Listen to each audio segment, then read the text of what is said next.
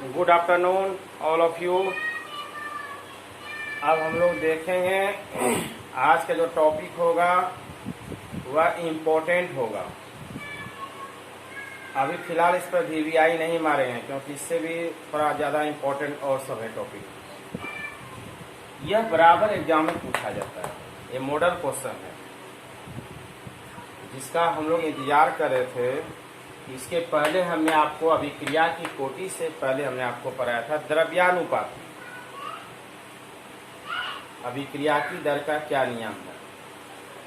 वह जब तरीका आपने सीख लिया तब यह जो टॉपिक आ रहा है अभिक्रिया की कोटि, इसमें जरा सा भी दिक्कत नहीं होगा। अब यह अभिक्रिया की कोटि क्या है? कोटि का मतलब समझ लीजिए, जैसे कोई भी अंक है उसके ऊपर जो चढ़ा हुआ रहता है घातांक, वह अभिक्रिया की कोटि कहलाता है। अब घातांक में से अब मान लिया 3-4 तरह का है तो सबका क्या करेंगे, योगफल कर देंगे, जितना होगा वही उसका कोटि कहलाएगा। अब कोटि, अभिक्रिया की कोटि का परिभाषा क्या होगा, बड़ा आस्ती से समझेंगे। तो अभिक्रिया की दर समीकरण में कोई भी अभिक्रिया की दर समीकरण है कि अभिक्रिया की दर समीकरण में प्रकट सांद्रता पदों की जो आपका इक्वेशन होगा वह प्रकट सांद्रता पदों की, उसमें जो घातों का योग होगा, घात का योग यानी पावर, वही अभिक्रिया की कोटि कहलाएगा। अब आप कहेंगे ये प्रकट सांद्रता पदों क्या हुआ। चलिए इसके लिए हम क्या करेंगे कि अभिक्रिया को मानना पड़ेगा। जैसे हमने लिखा माना अभिक्रिया दे दिया, और इस टाइप का कल आपने देखा भी है। जैसे अभिक्रिया मान लिए A plus B plus C, और यह क्या हो गया, उत्पाद, प्रोडक्ट। ये हमारा क्या है, रिएक्टेंट, अभिकारक। अब A की जगह हमने लिया बेस A, B की जगह हमने ले लिया B, और C की जगह ले लिया C। अब परिभाषा कहता है कि अभिक्रिया की दर समीकरण में, तो अभिक्रिया की दर का सिंबल क्या होता है, R, तब लिखेंगे R। और द्रव्यानुपाती नियम में आपने पढ़ा है समानुपाती, अभिकारक और अभिक्रिया के दर के बीच में क्या होता है, समानुपाती का संबंध होता है। तो R समानुपाती, जहां से देखते जाएंगे अभिक्रिया की दर को हमने लिया R समानुपाती। अब इसको बनाना है हमको द्रव्यानुपाती के नियम जैसा। अब जैसे देखिए अभी यह प्रकट सांद्रता, यह क्या है, प्रकट सांद्रता पद है। अब इसी को बनाना है घातों का योग, घात बनाना। एक एक वर्ड को पहले समझिए कि परिभाषा कर रहा है कि अभिक्रिया की दर समीकरण में कोई भी अभिक्रिया की दर या समीकरण है, उसमें प्रकट सांद्रता पदों की, अब इसका प्रकट सांद्रता पदों की घात बनाना है। तो द्रव्यानुपाती नियम से R समानुपाती है। अब एक्टिव मास,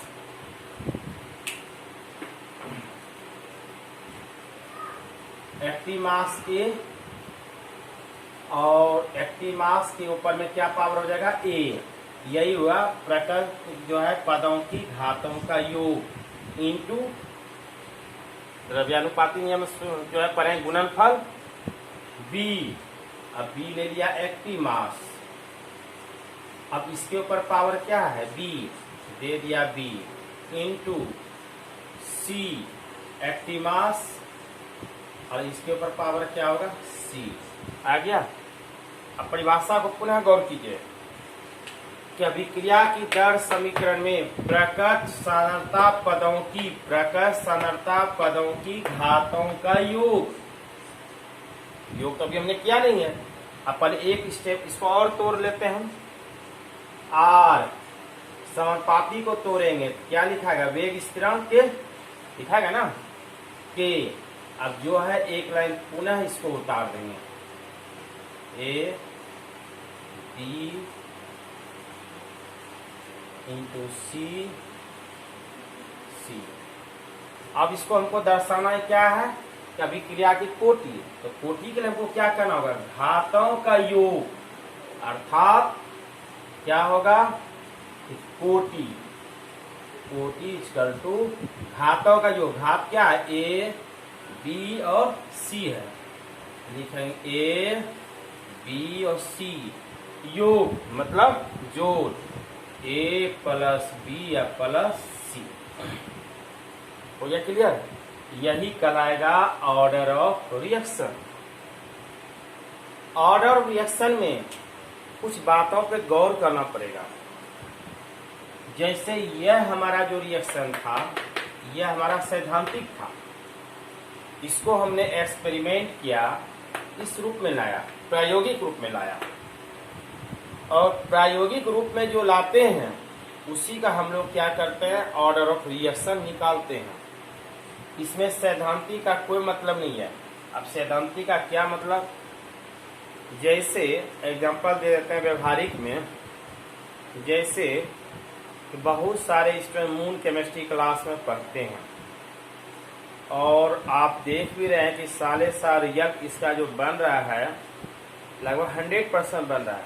अगर जिसमें जरा सा भी जान है तो कभी केमिस्ट्री सब्जेक्ट जल्दी वो फेल नहीं होता है।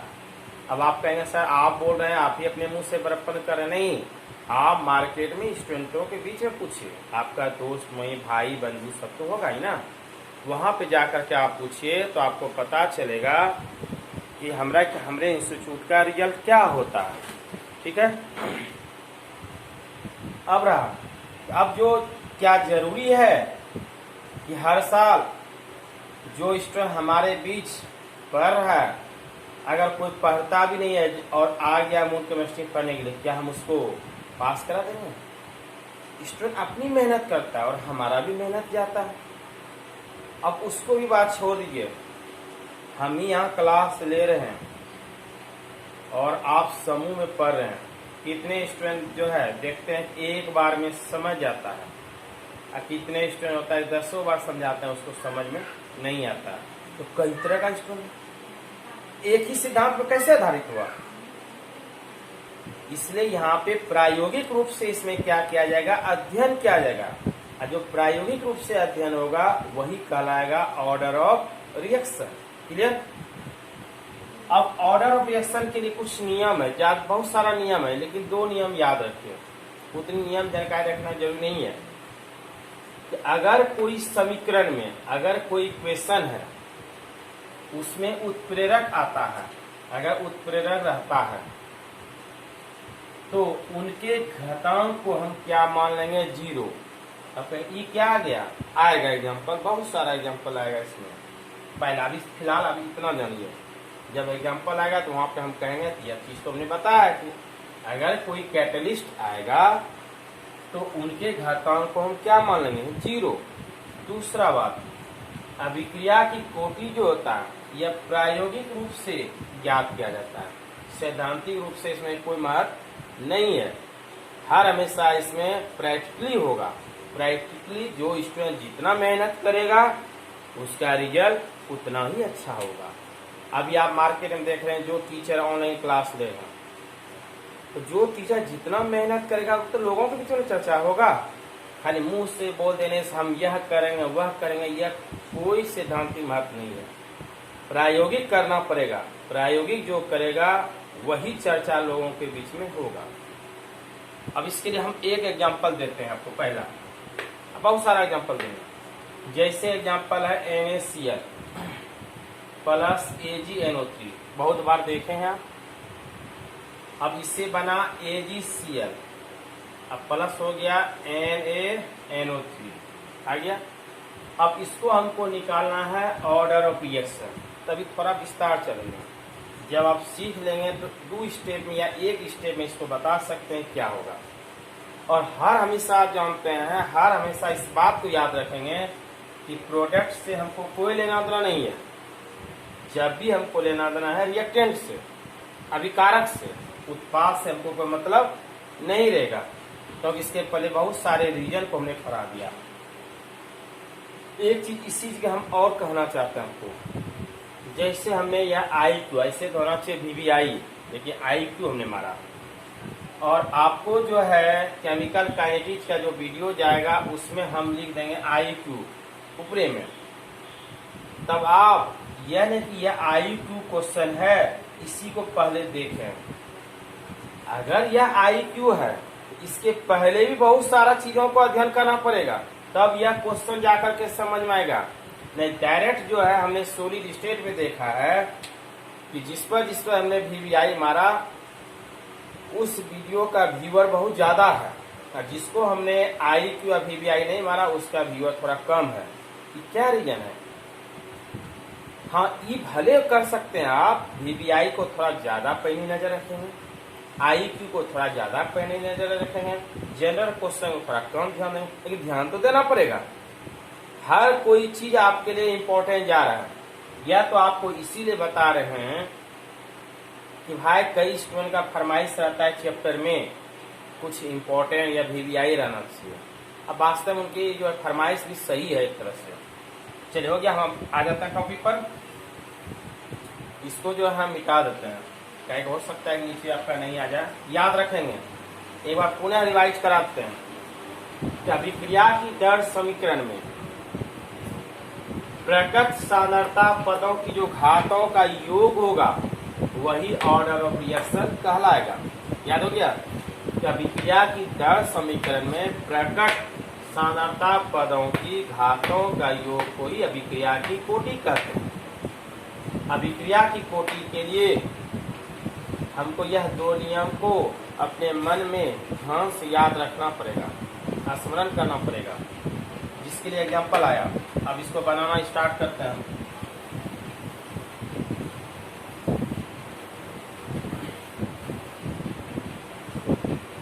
जैसे यह एग्जाम्पल दिया हुआ है, इसका रूपरेखा यहाँ तैयार करते हैं।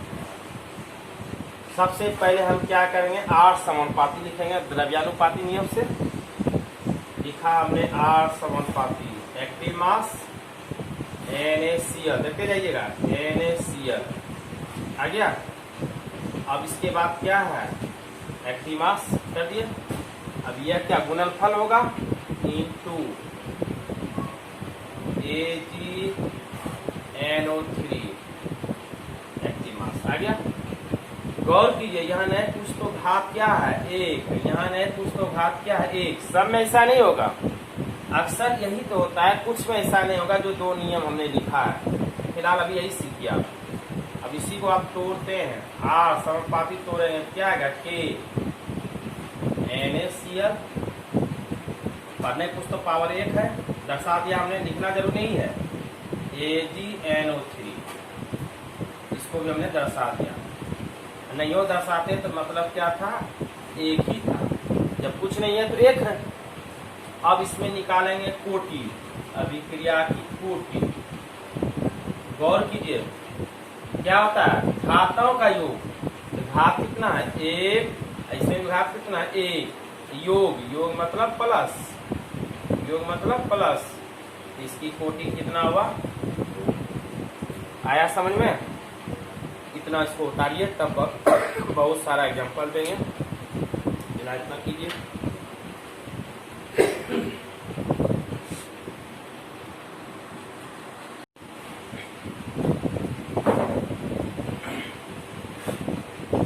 चलिए ए नंबर एग्जांपल समझ में आ गया। अब बी नंबर, CaOH का होल 2 प्लस 2HCl, इसका दिया हुआ है 2H2O प्लस CaCl। हमको सिर्फ देखना क्या है, अभिकारक से, हमको उत्पाद से कोई मतलब नहीं है। बार बार इसकी चर्चा अब नहीं करेंगे, अब आपको समझना होगा। आप देखिए दूसरा एग्जांपल जो है, अब उतना नहीं लिखेंगे कि अभिक्रिया की दर समानुपाती या R समानुपाती। अब सीधा इसको हम क्या करते हैं, एक लाइन स्टेप कम करते हैं, या तो चाहते हैं डिटेल से लिख देते हैं इसमें कि R समानुपाती, R समानुपाती। अब इसको क्या करें, एक्टिव मास बनाएंगे, CaOH का होल, है ना। अब इसको लेंगे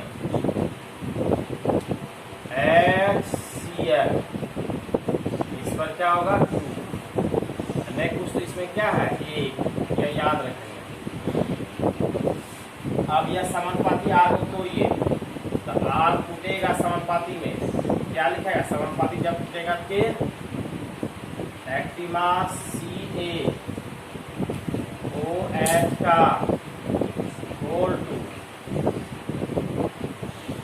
फिर आएगा HCl, इस पर कितना पावर है 2।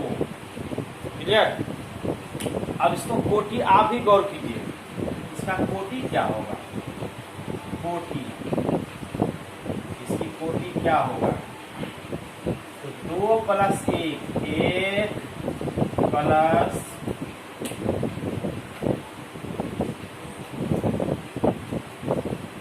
1 प्लस 2 कितना आ गया 3। इसकी कोटि कितना हो गया 3 कोटि। क्लियर, ये आपका आ गया 3। अब यह एक लाइन सब में नहीं लिखेंगे, आर समानुपाती सीधा कर देंगे R = के। क्लियर, हिंट्स कर दिया आपको। अब चले आइए इसमें एस्टर का जल अपघटन। अब एस्टर का जल अपघटन यह लिखना कोई जरूरी नहीं था, यह एस्टर का सूत्र होता है इथाइल एसीटेट, या ऑर्गेनिक सब में बताएंगे। अभी फिलहाल देखिए हमको, अभी तो हम केमिकल काइनेटिक्स सीखेंगे। यहाँ पे गौर करेंगे कि हमने आपको ऑर्डर रिएक्शन में 2 नियम सिखाए थे, पहला नियम और दूसरा नियम। तो दूसरा नियम तो आपका चलिए रहा है, और यहाँ देखिए H2O है। अब इसका क्या बनेगा, लेते हैं R =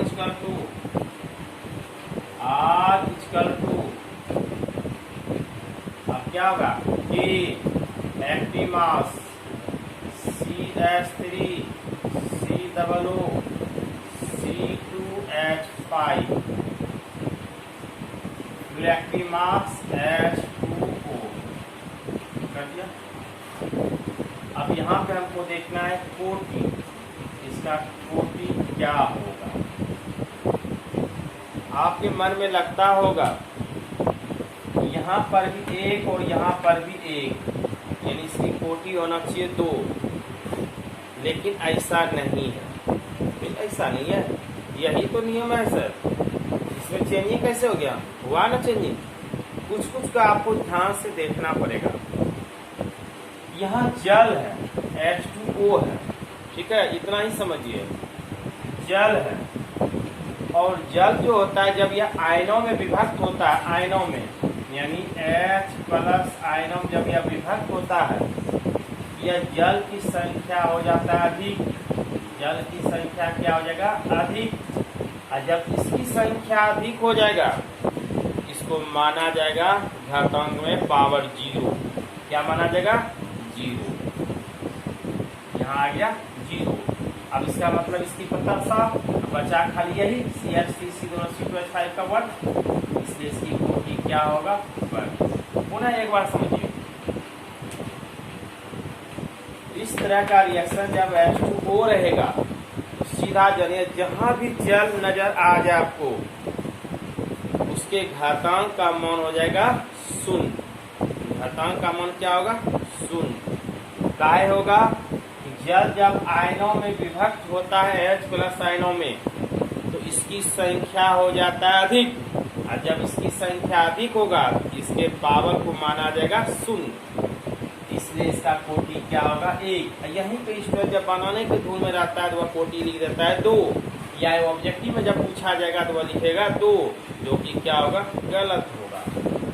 चलिए, इस तरह का एक एग्जाम्पल और दिया हमने, केन शुगर का प्रतिफल। यह आपको कोई जरूरी नहीं इस तरह का लिखा रहेगा, खाली यह दिया रहेगा ऑब्जेक्टिव में, और कहेगा इसका कोटि क्या होगा।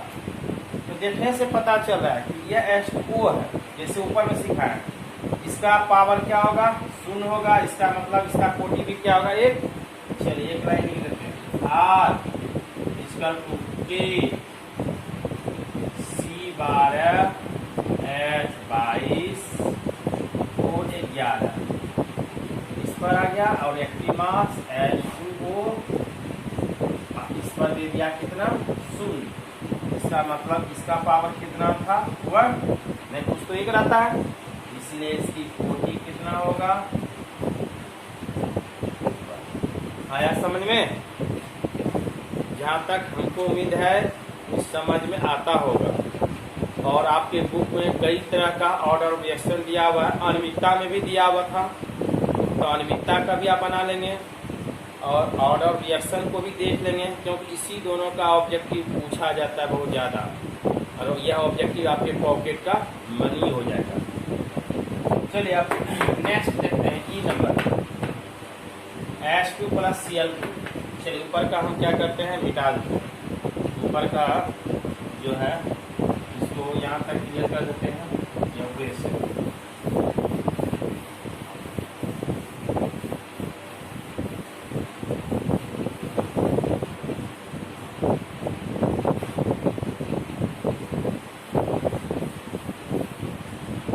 अब इसका लिख सकते हैं ई का यहाँ कहता है H, ये बहुत इंपॉर्टेंट है, H2 + Cl2 और इसमें कैटलिस्ट है अल्ट्रावायलेट और बन गया 2HCl।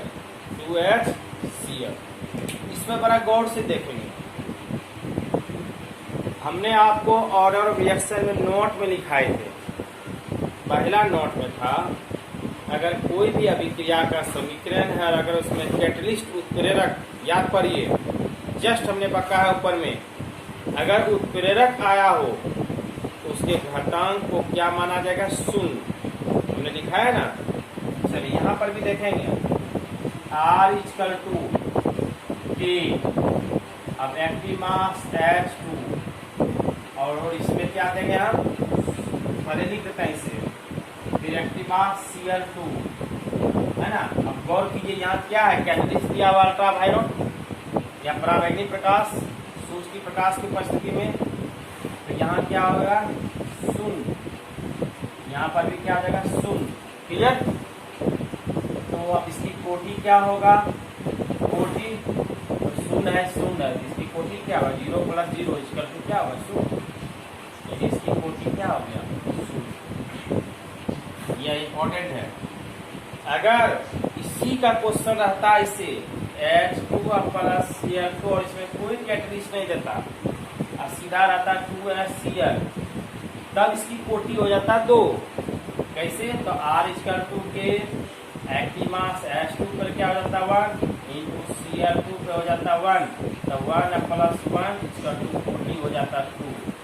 देखिए ऐसा तो नहीं है, यहाँ तो कैटलिस्ट दिया हुआ है, कैटलिस्ट जो दिया हुआ रहता है जिसके चलते जो है इसका सारे का मान जो पावर जो रहता है शून्य हो जाता है।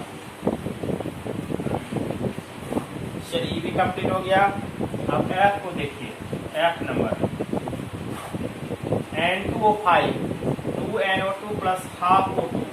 बहुत सारे एग्जाम्पल दिए हमने, जहाँ तक हमको लगा इतना एग्जाम्पल दे दिए हैं, बाकी आप बनाइएगा। किसी तरह का दिक्कत होगा तो कमेंट कीजिएगा या फोन से भी आप पूछ सकते हैं, आपके लिए एनी टाइम रेडी रहते हैं हम, क्योंकि हमको आपके दुख को नहीं देखा जाता है, इसलिए हम जहाँ तक जर होता है वहाँ तक मजबूत करते जा रहे हैं। जो 12 क्लास के अंतर्गत है, अब हाई लेवल के क्लास के लिए तो आपको हाई लेवल में जाना पड़ेगा, इसलिए यहाँ पे जो आपकी लेवल का क्लास है उसी लेवल पे बता रहे हैं आपको। अब इसमें देखिए यह सीधा है, सीधा क्या करेंगे, R = K N2O5 आ गया। अब इसमें क्या होगा, पावर नहीं कुछ तो 1 है, इसलिए इसकी कोटि क्या हो जाएगा 1। क्लियर? अब G नंबर को देखिए, यह भी इंपॉर्टेंट है। अब G को थोड़ा बड़ा लिख देते हैं हम, N2 + 3H2। अब यह कैटलिस्ट दिया हुआ है Fe या MO, जिसमें दिया हुआ रिएक्शन 2NH2। ठीक है? जैसे ही हम कैटलिस्ट का नाम बोले आपके दिमाग में घंटी बज गया होगा, अरे यह तो कैटलिस्ट आया है, इसका मतलब इसका घातांक क्या होगा, शून्य होगा, पावर क्या होगा शून्य। जब पावरे को यह शून्य कर देगा तो कोटि क्या होगा, शून्य होगा। तो शून्य कोटि अभिक्रिया में यह दोनों एग्जाम्पल आपका सुपर रहेगा। चलिए आर इक्वल टू के एन टू और H3 से कोई लेना देना नहीं है। जैसे यह कैटलिस्ट आया तो उसके मान को भी क्या कर दिया, शून्य कर दिया H2 और इस पर भी क्या आ जाएगा शून्य, इसलिए इसकी कोटि क्या हो जाएगा शून्य। लगभग हमने जी तक आपको जो है 6, 7, 6 को बता दिए। बाकी आप अपना प्रयास कीजिएगा बुक से। बुक में तरह तरह का आपके एग्जाम्पल दिया हुआ है और रिएक्शन का टॉपिक हमने बड़ा धैर्य से अस्थि से बढ़ा दिया। इसके बाद क्या चलेगा, आणविकता और अभिक्रिया की कोटि में क्या अंतर है। जब इसकी डिफिनेशन आपने पढ़ा तो हो सकता है इसका अंतर ही पूछ दे। तो ऐसे तो यह अंतर होमवर्क में डालने का मन करता है, लेकिन नहीं, होमवर्क हम आपको नहीं डालेंगे। हम आपको इसका भी आंसर आपको हम बताते चले जाएंगे। फिर इसके बाद तब आएगा सीडो, उसको भी टॉपिक कंप्लीट करेंगे। चलिए डालिए। थैंक यू, धन्यवाद।